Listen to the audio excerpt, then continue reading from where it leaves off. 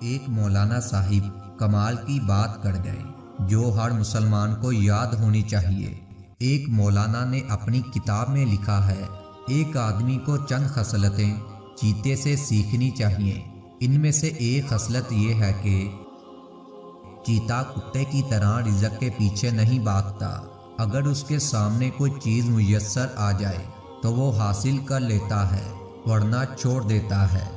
چیتا جب شکار کے لیے نکلتا ہے، اگر شکار اس کے ہاتھ میں آ جائے تو شکار کر لیتا ہے، مگر وہ اپنے شکار کا پیچھا نہیں کرتا اور نہ ہی اس کے لیے بہت زیادہ دوڑتا ہے۔